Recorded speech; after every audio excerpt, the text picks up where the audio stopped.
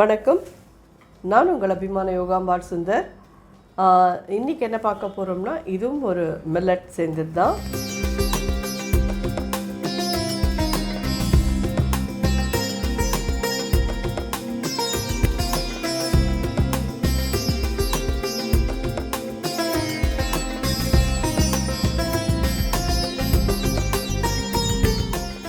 அது என்னென்னா ராகி கேவுரு.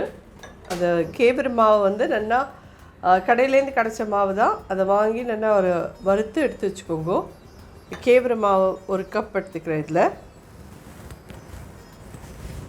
அதுக்கு 3/4 கப் வெல்லம்.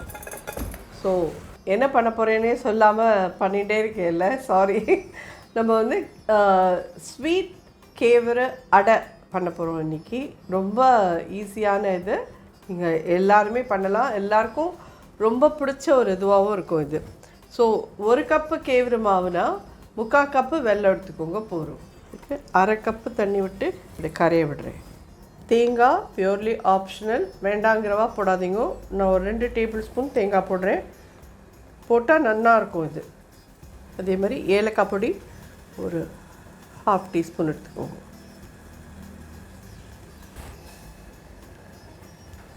இந்த கேவுரு இதெல்லாம் பண்ணுறதே மட்டும் கொஞ்சம் ஹாட் வாட்டர் எடுத்து நீங்கள் பண்ணினீங்கன்னா தான் அது வந்து உங்களுக்கு சாஃப்டாக இருந்துருக்கும். இல்லைன்னா நாழியாக ஆக ஆறித்துனா உங்களுக்கு வந்து வடக்குன்னு ஆக ஆரம்பிக்கும்.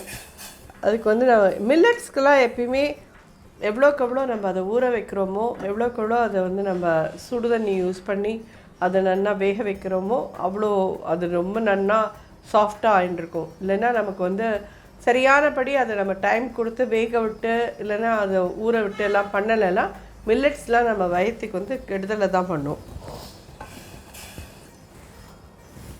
எல்லாம் சமைக்கிற மாதிரி நம்ம அவசர அவசரமாக இதை சமைச்சிட முடியுமான்னு கேட்டால் முடியாது. கொஞ்சம் பொறுமையாக பொறுத்திருந்து ஹேண்டில் பண்ணி பண்ணணும். இதை வெல்லம் நல்லா கரையட்டும். ஸோ எடுத்தடுப்பில் இனிப்பு அடையை பண்ணிட்டேன் மம்மி, கார அடை பண்ணலைங்கிறா. நெக்ஸ்ட்டு கண்டிப்பாக கார அடை வருது. ஏன்னு கேட்டேன்னா வந்து என்னை பொறுத்த வரைக்கும் எனக்கு ஸ்வீட் ரொம்ப பிடிக்கும்னு அவங்க எல்லாருக்கும் தெரியும். அதனால் முதல்ல எடுத்தது நான் வந்து வெல்லம் போட்டு அடை பண்ணிவிட்டேன். நெக்ஸ்ட்டு வந்து கேவுரில் பண்ணுற இந்த கார அடையும் பண்ணலாம். யோகாம்பாலுக்கு எப்பயுமே ஸ்வீட் அப்படின்னு ஒரு பேப்பரில் எழுதி கொடுத்தா கூட பிடிக்கும். அதனால தான் இவ்வளோ ஸ்வீட், உடம்பு ஃபுல்லாக ஸ்வீட்டோடு இருந்துட்டுருக்கேன் தான். அடுப்பு அணைச்சிடுறேன். வெல்லம் கரைஞ்சிடுத்து வடிகட்டிட்டு விடுவோம். கையாக வைக்கவே முடியாது இனிஷியலி. இந்த மாதிரி கரண்டி ஏதான்னு வச்சு கலந்துக்கோங்க.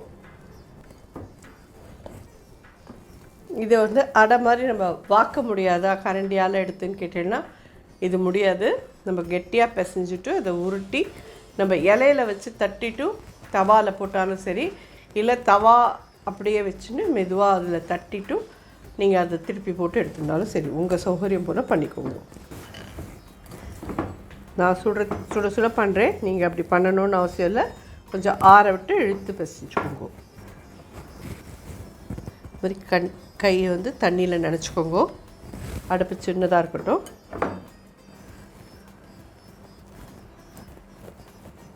இதை நீங்கள் வந்து இலையில தட்டலாம், இல்லை பட்டர் ஷீட், எது உங்களோட சௌகரியமோ அது எதில் வேணால் தட்டுங்க. இப்படி டைரெக்டாகவும் தட்டலாம்.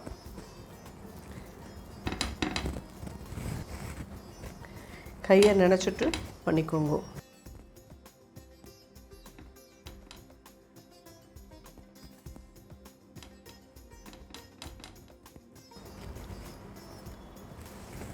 ஒரு சின்ன ட்ராப் நெய் விடுறேன். இது வந்து நெய் விட்டு பண்ணால் தான் நல்லாயிருக்கும். அதில் கொஞ்சம் இந்த அடையெல்லாம் மட்டும் நெய் விட்டு பண்ணிக்கோங்க. பட் நிச்சயமாக நீங்கள் கேவுரில் வந்து நீங்கள் கார அடை பண்ணுறீங்கனாலும் அந்த மாதிரி வெந்நீரை கொதிக்க வச்சு தான் அதில் கலந்து பண்ணணும். இனிப்பு அடை பண்ணுறீங்கனாலும் வெல்லத்தை வந்து நல்லா கொதிக்க விட்டு அந்த கொதிக்கிற வெந்நீரை விட்டு தான் நீங்கள் வெள்ளை தண்ணியை விட்டு தான் கலந்துடாகணும். கரண்டியை வந்து கலக்க முடியலன்னா இந்த மாதிரி மரக்கரண்டி இல்லை வேறு ஏதாவது ஒரு கரண்டி வச்சு கலக்கிக்கோங்க. ஒரு 10 நிமிஷம் கழிச்சு உங்கள் கையால் ஈஸியாக இழுத்து பிசை வரும். பிசைஞ்சிட்டு இது மாதிரி நீங்கள் தட்டலாம். இப்படி தட்டலாம் முடியல, எங்களுக்கு இது சூடு பயமாக இருக்குது அப்படின்னு சொல்லி சொன்னால் வாழை இலையில், பட்டர் ஷீட்டில், இல்லை நீங்கள் வேறு அலுமினியம் ஃபாயிலில் எதில் வேணால் தட்டி நீங்கள் இது பண்ணிக்கலாம். ரொம்ப ஹெல்த்தியான ஒரு அடை அது. ஒரு சைடும் நல்லா ஒரு 3 மினிட்ஸ் 4 மினிட்ஸ் கிட்ட விட்டுருங்க. நல்லா வெந்ததுக்கு அப்புறமா திருப்பி விடலாம்.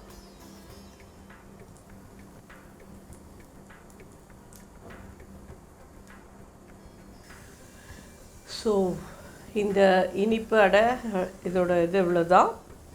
இதை எடுத்துகிட்டு உங்களுக்கு க்ளோஸ்அப்பில் ஃபோட்டோவில் காமிக்கிறேன். ரொம்ப ரொம்ப டேஸ்டியாக இருக்கும், ரொம்ப நல்லாயிருக்கும். நான் ஒன்று வாத்துட்டேன் முன்னாடி, நான் திங்கவும் தின்னுட்டேன். எவ்வளோ சாஃப்டாக இருக்குது பாருங்க. இந்த மாதிரி ரொம்ப நல்லா ஜோராக வரும், சாப்பிட்றதுக்கு அவ்வளோ நல்லா இருக்குது. ஸோ அதே ராகி மாவில் நம்ம வந்துட்டு கார அடை பார்க்க போகிறோம். 1 கப் ராகி மாவு எடுத்துட்டுருக்கேன். இதுக்கு 2 டேபிள் ஸ்பூன் அரிசி மாவு போட்டிருக்கேன். தேவையான அளவு உப்பு, ஒரு பச்சை மிளகா பொடியாக நறுக்கி போட்டுருக்கேன். இது முருங்கைக்கீரை நல்லா ஃப்ரெஷ்ஷாக கிடச்சிது. கிடைக்கலன்னா நாங்கள் என்ன போடலான்னா, உங்கள்கிட்ட என்ன கிடைக்கிறதோ சிறுகீரை, அரைக்கீரை எது வேணாலும் நீங்கள் போட்டு பண்ணிக்கலாம். ஒரு ஹேண்ட்ஃபுல் போட்டிருக்கேன். ஒரே ஒரு வெங்காயம் பொடியாக நறுக்கிறது ஆட் பண்ணுறேன். பெருங்காயம் ஒரு 1/4 டீஸ்பூன். முன்னாடி இதை மிக்ஸ் பண்ணிடலாம். அதுக்குள்ளே தண்ணி நல்லா திளைச்சிடும். தண்ணி திளைச்சப்பறம் நம்ம கை வைக்க முடியாது. ஸோ இப்படி பண்ணினேன்னா இது நல்லா சாஃப்டாக இருக்கும். கொஞ்சம் ஆறினாலும் நிச்சயமாக சாஃப்டாக இருக்கும் இந்த அடை. தண்ணி நல்லா திளைக்கிறது தெரியுமா உங்களுக்கு? இல்லை இந்த மாதிரி ஒரு முத்து கொதி வந்தால் போதும். சரிங்களா? ஸோ இந்த ஸ்டேஜில் ஆஃப் பண்ணிடலாம்.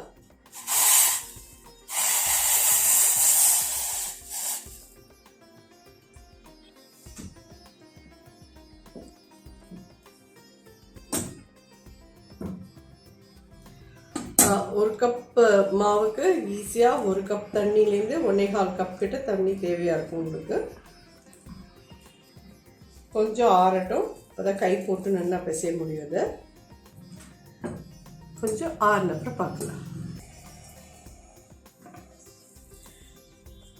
தண்ணி தொட்டு தொட்டு இது பண்ணுவோம்.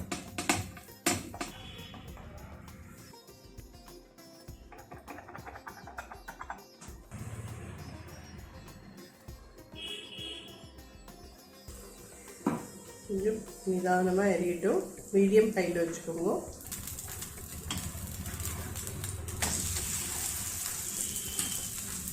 ஸோ இதுக்குள்ளே இருக்கிறது வெங்காயம், கீரை எல்லாம் வேகணும். ஸோ நிதானமாக தான் இதாகும். ரொம்ப அவசரமாக ஆகிடுமானா ஆகாது. தி சேம் டைம் ரொம்ப மெல்லிசாக தட்ட முடியாது. ஓரளவுக்கு திக்காக தட்டிக்கோங்க இது எல்லாத்தையும்.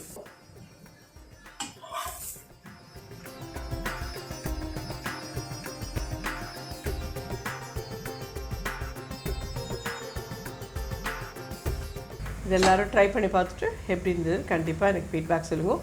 இஃப் சப்போஸ் உங்களுக்கு இதில் கொஞ்சம் தட்டி எடுக்கிறதுக்கு கஷ்டமாக இருக்குது அப்படின்னு சொல்லி நினச்சேன்னா 1 ஸ்பூனோ 2 ஸ்பூனோ அரிசி மாவு கலந்துக்கோங்க. அப்படி தட்டி எடுத்தேன்னா அது ஈஸியாக வரும். வரலைங்கிறவா அதை போட்டுக்கோங்க. வருது அப்படிங்கிறவா இப்படியே பண்ணி எடுத்துக்கோங்க. ஸோ எல்லாருக்கும் இது யூஸ்ஃபுல்லாக இருக்கும்னு நினைக்கிறேன். ட்ரை பண்ணி பார்த்துட்டு எப்படி இருந்தது சொல்லுங்கள். நன்றி, வணக்கம்.